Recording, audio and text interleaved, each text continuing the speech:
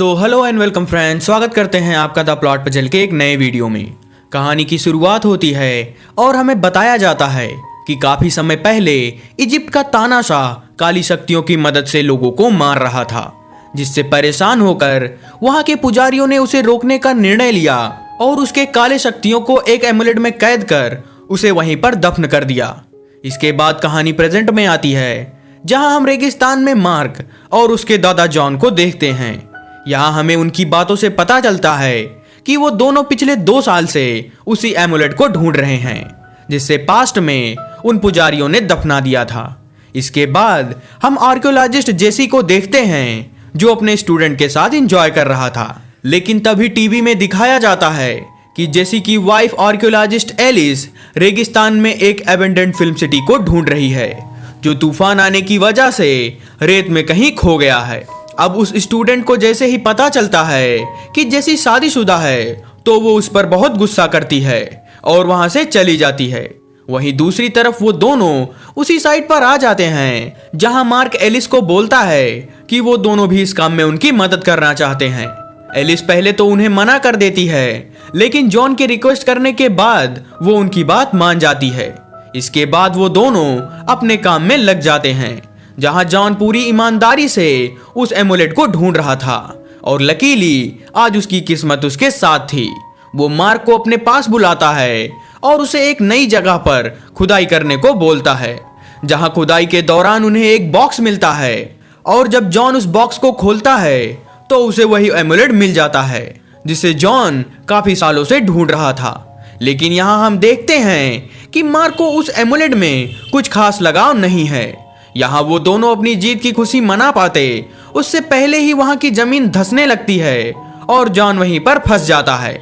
लेकिन अब उसने अनजाने में उस तानाशाह को जगा दिया था, जिसने पास्ट में काफी लोगों को मौत की नींद सुला दिया था। यहाँ जागते ही वो मॉन्स्टर जॉन पर हमला कर देता है और उनके एक हाथ को उखाड़ देता है। जॉन उन्हें बचाने की बहुत कोशिश करता है, लेकिन अब तक बहुत देर हो चुकी थी और उसके दादाजी वहीं पर समाप्त हो जाते हैं। कुछ देर बाद वहां पुलिस भी आ जाती है और वो मार्क को बताते हैं कि जिस जगह पर वो हादसा हुआ था वो वही पुरानी फिल्म सिटी का सेट था। अब इस बात को जानने के बाद मार्क वहां से जाने लगता है कि तभी उसके पास एलिस आती है और उसे वही बॉक्स देते हुए कहती है कि तुम इसे अपने साथ ले जाओ। लेकिन मार्क उस बॉक्स को नहीं लेता। वहीं उस लॉकेट को देखकर एलिस उसे बताती है कि पुराने जमाने में ऐसे लॉकेट बुरी शक्तियों को खुद से दूर रखने और अपनी रक्षा करने के लिए बनाए जाते थे। लेकिन मार्क तो अपने दादा को खोने के गम में डूबा हुआ था, जिससे एलिस उसे हिम्मत देती है और उसे कुछ समय यहीं पर रुकने को बोलती है। लेकिन तभी वहां पर जेरी भी आ जाता है और इनकी बातों से हमें पता चलता है कि इनके रिश्ते पहले भी ठीक नहीं थे और एलिस को जेसी के अफेयर के बारे में भी पता था और इसी बात को लेकर उन दोनों में बहस हो जाती है। वहीं अगली सुबह आर्कियोलॉजिस्ट टॉमी भागते हुए सबके पास आता है और सबको बताता है कि उसने फिल्म सेट की बाकी पार्ट्स को ढूंढ लिया है। अब इस बात से सभी लोग बहुत खुश होते हैं और आसपास की चीजों को देखने लगते हैं। जहां बाकी चीजों की जांच करने पर टॉम को ऐसा लगता है कि ये सारी चीजें लाखों साल पुरानी हैं और इनका एंशिएंट इजिप्ट से कोई ना कोई कनेक्शन जरूर है।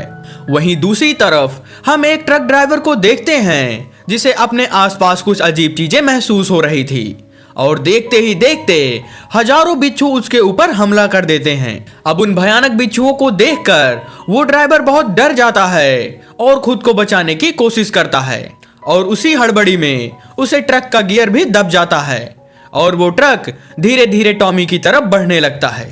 सभी लोग टॉमी को आवाज लगाते हैं, लेकिन उसे तो कुछ सुनाई ही नहीं देता और आखिर में वो ट्रक से कुचलकर वहीं पर समाप्त हो जाता है। इधर अपनी जान बचाते हुए ड्राइवर कूदकर बाहर आता है और बाकी सब उसकी मदद करते हैं, लेकिन रेत में गिरते ही वो सभी बिच्छू एक तरह से गायब हो जाते हैं, जैसे वो कभी वहां पर थे ही नहीं। अब इस सुपरनेचुरल चीजों को देखकर किसी को कुछ भी समझ नहीं आ रहा था, लेकिन तभी वहां पर पुलिस भी आ जाती है और उनकी टीम टॉमी की बॉडी को ले जाती है। जहां जाते हुए ऑफिसर एलिस को बताता है कि उसे यहां पर संभाल कर रहना चाहिए वहीं कुछ देर बाद मार्क उन सबसे कहता है कि यहाँ पर कुछ तो है जो हम सबको एक एक करके मार रहा है, लेकिन बाकी लोग उसकी बातों को नजरअंदाज कर देते हैं। वहीं रात में मेगन अपने साथी जेसी से कहती है कि मुझे काफी डर लग रहा है और मैं यहाँ से जाना चाहती हूँ, लेकिन जेमी उसे समझाते हुए बताती है कि डरने वाली कोई बात नहीं है। जहाँ कुछ देर बाद जेमी अपना काम में लगी हुई थी, जहाँ उसे ऐसा लग रहा था कि कोई उसके पीछे खड़ा है, लेकिन देखने पर उसे कुछ भी नहीं दिखता। और तभी वो मम्मी वहां पर आ जाता है और जेमी पर हमला कर देता है। जेमी अपनी जान बचाने की काफी कोशिश करती है, लेकिन किसी को उसकी आवाज सुनाई नहीं देती और वो रेत उसकी लाश को निगल जाती है। अगली सुबह सभी लोग फिर से अपने काम में लग जाते हैं, लेकिन कोई ध्यान ही नहीं देता कि अब तक जेमी उनके बीच नहीं आई है। इधर मार्क, एलिस और जेसी एक टनल में एंटर होते हैं और वो सभी वहां की चीजों को देखकर काफी हैरान होते हैं, क्योंकि वो सारी चीजें काफी असली लग रही थी। और जैसा कि हम जानते हैं कि यहाँ वो सभी एक लॉस्ट फिल्म सिटी को ढूंढ रहे हैं।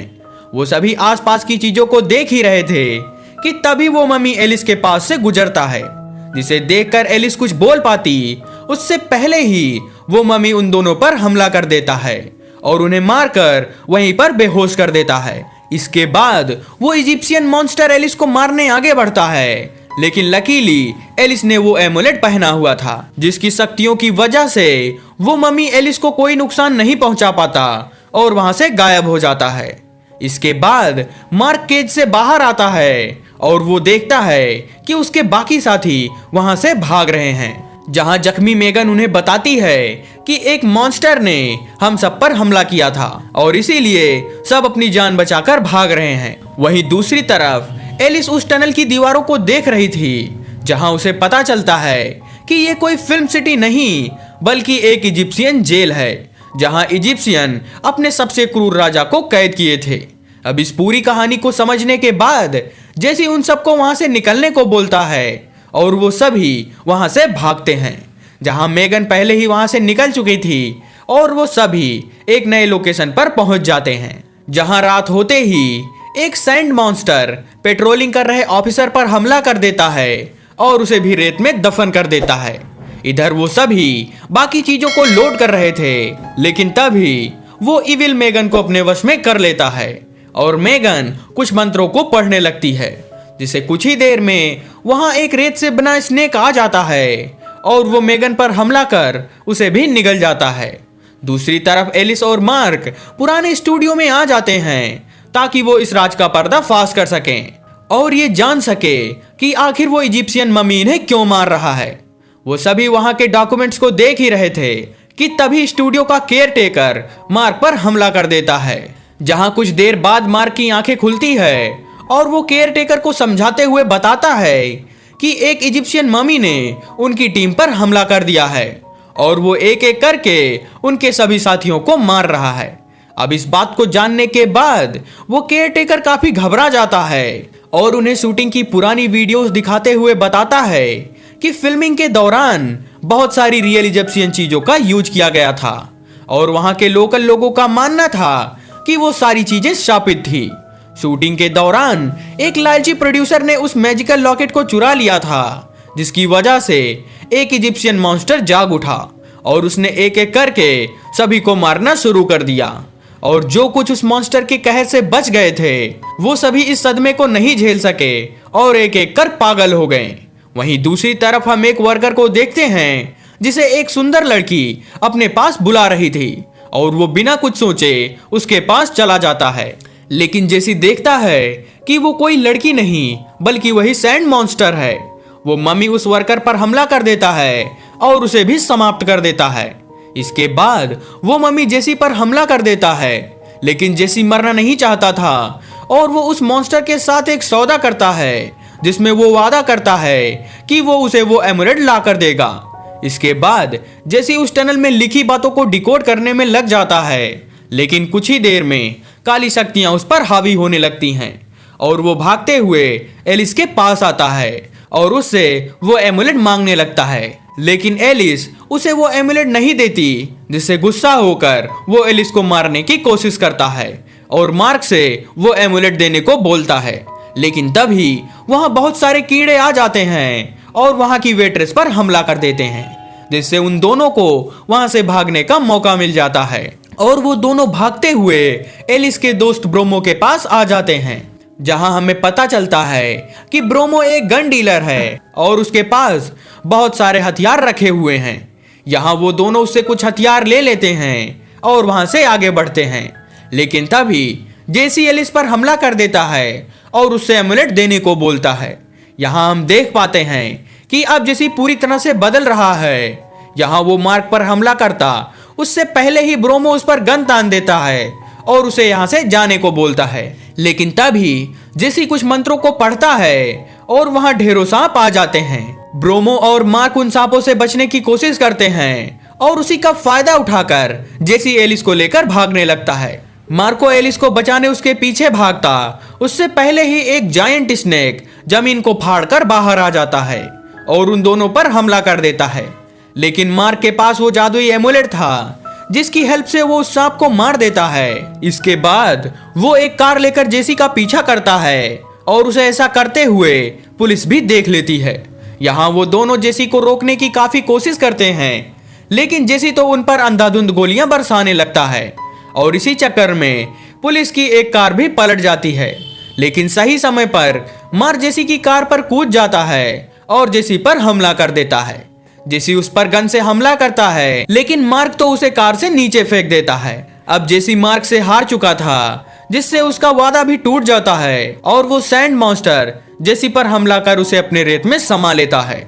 इधर वो दोनों सेफली बचकर बाहर आ गए थे, लेकिन तभी वो मम्मी उनके सामने आ जाता है और अपनी काली शक्तियों से पिरामिड के सभी कलाकृतियों को जिंदा कर देता है और वो सभी मार्क पर हमला कर देती हैं। लेकिन मार्क बहादुरी से उनका सामना करता है। दूसरी तरफ वो केयर टेकर मम्मी को रोकने की कोशिश करता है, लेकिन अब उस मम्मी की शक्तियां काफी बढ़ चुकी थी और वो उन दोनों पर भारी पड़ने लगता है। मार्क गन से उस मम्मी के हेड को शूट करता है, लेकिन अगले ही पल उसका सर वापस आ जाता है, जिससे मार्क उस एमुलेट को एक रॉकेट लॉन्चर में लोड करता है और उस मम्मी को शूट कर देता है, जिससे फाइनली वो मम्मी पिघलने लगती है और मार्क एक हथौड़े से उस मॉन्स्टर को खत्म कर देता है। कुछ देर बाद वहां काफी गाड़ियां आने लगती हैं और इसी के साथ इस मूवी की एंडिंग हो जाती है। If you like the video then please subscribe.